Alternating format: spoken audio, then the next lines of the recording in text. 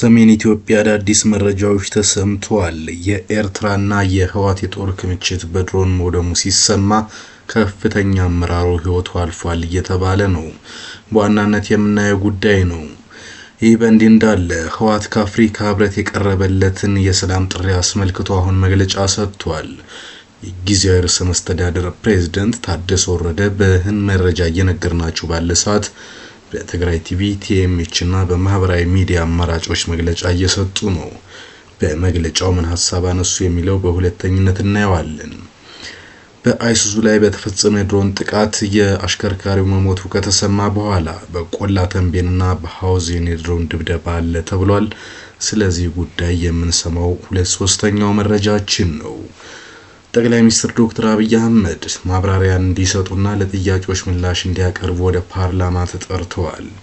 ሌላኛው በዝርዝር የምናየው ነው። ምርጫ ቦርድ በቀጣይ ምርጫ የሚደረግባቸው አካባቢዎችን ይፋ ሲያደርግ ወልቃይት ጠገዴ፣ ጠለምት፣ ራያ፣ አላማጣና ባላን ወደ ትግራይ ክልል ማካተቱ ይታወቃል። ይህን ተከትሎ ከወልቃይት አስቸኳይ የተቃውሞ መግለጫ ተሰጥቷል። እንሰማዋለን። ሰላም እንደምን አላችሁ? ይህ አዲስ መረጃ ነው። ለጥቂት ደቂቃዎች አብረን እንቆይ።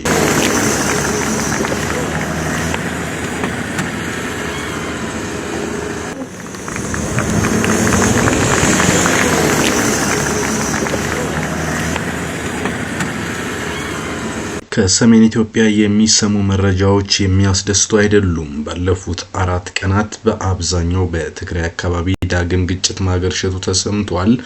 ይህ ግጭት ወደ አማራና አፋር አካባቢዎችን በስፋት እየተጠጋ ነው። የዶክተር አብይ አህመድ ወደ ስልጣን መምጣት በኋላ ከህወሓት ጋር በተፈጠረው ግጭት ደም አፋሳሽ ጦርነት ያደረገው ሰሜን ኢትዮጵያ የአማራ ክልል ግጭት ሳይፈታ አሁን ደግሞ ከትግራይ ጋር አዲስ ግጭት አገርሽቷል። የግጭት 5ኛ ቀኑን እየያዘ በርካታ ሀገር አቀፍና ዓለም አቀፍ ተቋማት እንዲሁም አገር አቀፉ የአፍሪካ ህብረት ግጭቱ እንዲፈታ ማሳሰቢያና ማስጠንቀቂያ እየሰጠ ባለበት ሰዓት ዛሬ መጠነ ሰፊ የድሮን ጥቃት ዘመቻዎች እየተሰሙ ናቸው። ሌሊቱን ከተፈጸመው የድሮን ጥቃት በተጨማሪ በቆላ ተንቤን የአየር ጥቃት መፈጸሙ ተሰምቷል። ጥቃቱ የህወሓት ወታደራዊ ተሽከርካሪዎች ላይ ያነጣጠረ እንደሆነ ይፋ ሲደረግ በሃውዜን ሌላ የድሮን ድብደባም ተሰምቷል። በሃውዜን የድሮን ጥቃት መፈጸሙን የሚገልጹ መረጃዎች በማህበራዊ ሚዲያ በስፋት እየተሰራጩ ነው። የሃውዜን ከተማ አስተዳደር ከደቂቃዎች በፊት ባጋራው መረጃ በከተማዋ የድሮን ጥቃት ተፈጽሟል የሚሉ መረጃዎች በስፋት እየወጡ ነው። እነዚህን አጣርተን መግለጫ እንሰጣለን ሲል ተሰምቷል።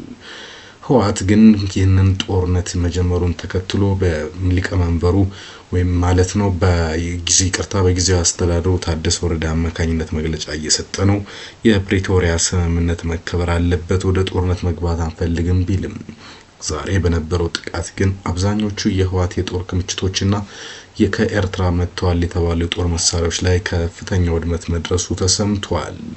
እንዲሁም ደግሞ የከፍተኛ አመራሩ ህይወት ማለፉን የሚያሳዩ መረጃዎች በስፋት እየወጡ ናቸው። ህወሓት በቆላ ተንቤን ቀጠናዎች ቀብሯቸው የነበሩ ከባድ መሳሪያዎችና ተተኳሾች ትላንትና ምሽት ቆፍሮ በማውጣት ወደ ጠለምት ሊወስዳቸው ነበር የሚል መረጃ በስፋት እየወጣ ነው።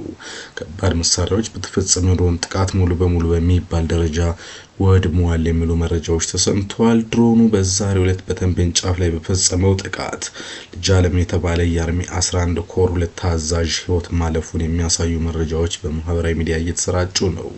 የህወሓት ታጣቂዎች መበታተን እንደቀጠለ ይገኛል የሚሉት ምንጮች በዚህ መሰረት ከአርሚ 17፣ 11 እና 13 በብዛት ወደ ቤታቸው ጠፍተው እንደሄዱ ምንጮች ገልጸዋል።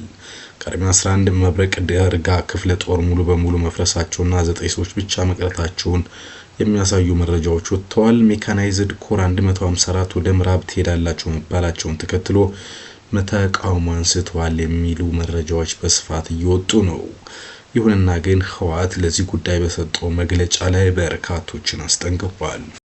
ህወሓትን ማስጠንቀቂያ የሰጠው የአፍሪካ ህብረት ያቀረበውን የሰላም ጥሪ እንደሚቀበል መግለጫ በሰጠበት ወቅት ነው። ህወሓት የአፍሪካ ህብረት የሰጠውን መግለጫ እንደሚቀበልና ለውይይት ዝግጁ መሆኑን ገልጿል። ህዝባዊ ወያነ ሓርነት ትግራይ ህወሓት ወይም ደግሞ አማራዎችና በርካቶች እንደሚጠሩት ትነግ ሊቀመንበር ደብረጽዮን ገብረ ሚካኤል ለአፍሪካ ህብረት ኮሚሽን ሊቀመንበር ደብዳቤ ጽፈዋል። የአፍሪካ ህብረት ሊቀመንበር መሐሙድ አሊ የሱፍ ከትናንት በፊት ጦርነቱ እንዲቆምና ሰላምና ንግግር እንዲመለስ ጠይቀው ነበር።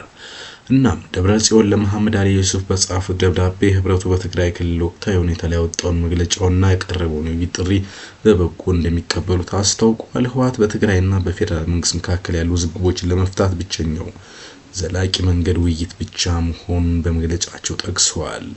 የሰላም ጥረት በፕሪቶሪያ ዘላቂ ግጭት ማቆም ስምምነት መንፈስና ቃል ላይ የተመሰረተ መሆን እንዳለበት ገልጸዋል። በአፍሪካ ህብረት አስተባባሪ በእምነት በሚደረጉ ማናቸውም ያደርጋል ሲሉ መግለጫ ሰጥተዋል። ደብረጽዮን ገብረ ሚካኤል ህወሓትን መግለጫ የሚያወጣው በትግራይ ክልል ውስጥ ባሉ ወቅት ያለመረጋጋቶች ምክንያት የአፍሪካ ህብረት አሳሳቢነቱን በገለጸበት ወቅት ነው።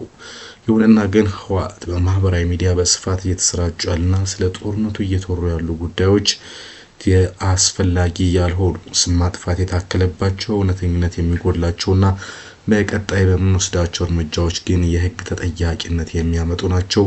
ስለዚህ አብዛኛው ሰው ሊጠነቀቅ ይገባል ሲል ማሳሰቢያ ሰጥቷል። ከማሳሰቢያው በዘለለ መግቢያ ላይ እንደጠቀስኩላችሁ የህወሓት ማለት ነው በትግራይ ጊዜያዊ አስተዳዳሪ ጀነራል ታደሰ ወረደ መግለጫ እየሰጡ ነው። በመግለጫቸው የትግራይ ህዝብ ጦርነትን በተደጋጋሚ አይቶታል። ለአሁኑ ግን የሚያስፈልገው ሰላም ነው እንጂ ጦርነት አይደለም፣ ዳግም መነጋገር ያስፈልጋል የሚል ሐሳቦችንም እየሰጡ ነው የሚገኙት። የፕሬዝዳንቱ ሐሳብ የሰጧቸው ህወሓት ቆፍሯቸው የከረሙ መሳሪያዎችና ከኤርትራ የተረከባቸው ከባድ የውጊያ መሳሪያዎች ሎጂስቲክ የጫኑ ተሳቢዎች ዛሬ 9:30 በሃውደን ጮት ከተማ ለመግባት ሲቃረቡ በነበረበት ወቅት በድሮን ወድመዋል ከተባለ በኋላ ነው። ይሁንና ግን በኋላ ህወሓት በርበሬ፣ ሙዝ፣ ዘይትና የተለያዩ ምግቦችን የጫኑ የአይሱዞች ላይ ጥቃት ተፈጽሟል ማለቱ ይታወቃል።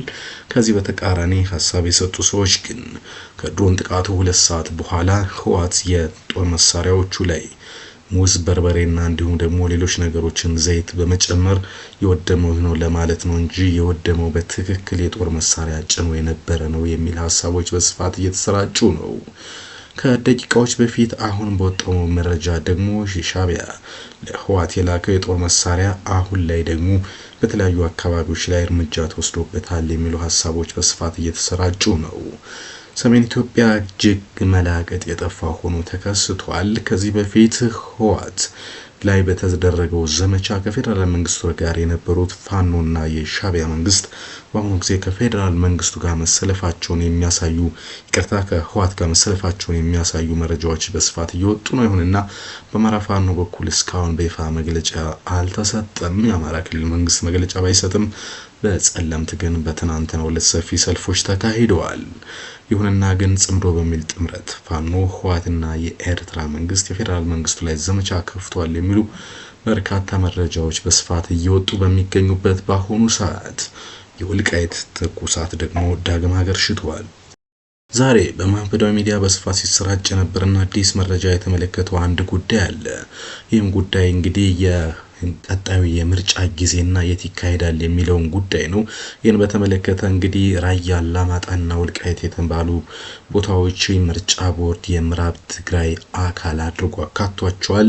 ይህ እንግዲህ የወልቃይት ጠገዴ ሰዎችና ነዋሪዎች እንደውም የአማራን ህዝብ ያስደስታል ሆነም እናም የወልቃይት ጠገዴ አማራ ማንነትና ወሰን አስመላሽ ኮሚቴ ስሜታዊ መግለጫና ማስጠንቀቂያ አውጥቷል። በትናንትናው ዕለት ማለትም ጥር 22 ቀን 2018 የኢትዮጵያ ብሔራዊ ምርጫ ቦርድ 7ኛውን ሀገራዊ ምርጫ አስመልክቶ የምርጫ ክልልና ምርጫ ጣቢያ ዝርዝር መረጃ ይፋ አድርጓል ብሏል መግለጫው። በዚህ መሰረት የወልቃይት ጠገዴ ሰቲት ሁመራ ዞን ምዕራብ ትግራይ በሚል ምድብ ስር ተጠቅሰው ተመልክተናል ያለው። እንዲሁም ምርጫ ቦርዱ ለወደፊቱ መሬት ላይ ያለውን ተጨባጭ ሁኔታ በመዳሰስና በመገምገም አስፈላጊ ሆኖ ሲገኝ ተጨማሪ መረጃዎችን ለህዝብ ይፋ እንደሚያደርግ አስታውቋል። ግን ብሏል የወልቃይት ጠገዴ አማራ ማንነትና ወሰን ጥያቄ ከ2008 ጀምሮ ለፌዴሬሽን ምክር ቤት፣ ለትግራይ ክልል ምክር ቤትና አስተዳደር እንዲሁም ለአማራ ክልል መንግስት መቅረቡ ይታወቃል ይላል። በመሆኑም ህወሓት በድርጅት ውሳኔ አካባቢውን ከ1984 ዓ.ም ህገ መንግስቱ ከመጽደቁ በፊት በጉልበትና ከወልቃይት ጠገዴ አማራ ህዝብ ፍላጎትና ፍቃድ ውጭ ወደ ትግራይ ክልል ማካለሉ ይታወሳል። ስለሆነም አካባቢያችን ለ3 አስርት ዓመታት አማራዊ ማንነቱ ተደፍጥጦ የትግራይ ማንነት ተጭኖበት ቆይቷል ብሏል ለምርጫ ቦርድ የተላከው መግለጫ። ወልቃይት ጠገዴ ሰቲት ሁመራ ዞን በሀገራችን የሰሜኑ ጦርነት ህግ ማስከበር ዘመቻ ወቅት ከጥቅምት 24 ቀን 2013 ጀምሮ በተወሰደው እርምጃ ከህወሓት አገዛዝ ነፃ በመውጣት በአማራ ክልል መንግስት በዞን ተደራጅቶ በአራት የገጠር ወረዳ 5 የከተማ መስተዳድር 93 ቀበሌ ራሱን እያስተዳደረ ይገኛል ብሏል። እናም የወልቃይት ህዝብ አማራን እንጂ አማራን አላልንም በሚል መሪ ቃል በተደጋጋሚ ድምጹን አሰምቷል። ምርጫ ቦርድም ይህንን መግለጫ በማስተካከል በአማራ ክልል ስር ሆኖ እንዲደረግ ማድረግ አለበት ሲል ወልቃይት ማሳሰቢያ ሰጥቷል። በነገራችን ላይ ከወልቃይት ሰሞኑ የነበሩ ግጭቶችና ህወሓት ወደ ወልቃይት ለማድረግ የነበረውን ዘመቻ መክታቱንና ፊቱን ወደ ተለያዩ የአፋርና የጸለምት አካባቢዎች ማዞሩን የሚያሳዩ መረጃዎች እየተሰሙ ነው። በመጨረሻም ጠቅላይ ሚኒስትር አብይ አህመድ ለህዝብ ተወካዮች ምክር ቤት ማብራሪያ እንዲሰጡ ተጠሩ። ጠቅላይ ሚኒስትሩ የስድስት ወራት የዕቅድ አፈጻጸም ሪፖርት ለህዝብ ተወካዮች ምክር ቤት ከማቅረብ ባለፈ ለሚቀርቡላቸው መሰረታዊ ጥያቄዎች ምላሽ ይሰጣሉ ተብሎ እየተጠበቀ ነው። በጉባኤው ላይ ጥሪ የተደረገላቸው ተጋባዥ እንግዶች የተለያዩ ሀገራት አምባሳደሮች፣ የዓለም አቀፍ ተቋማት ተጠሪ፣ የሃይማኖት አባቶች፣ ታዋቂ ግለሰቦች ይገኛሉ ተብሎ ይታሰባል።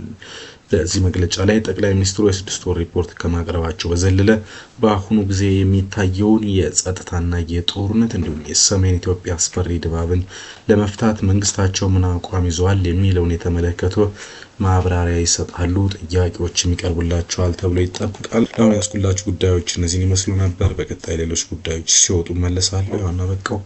ቻው ቻው።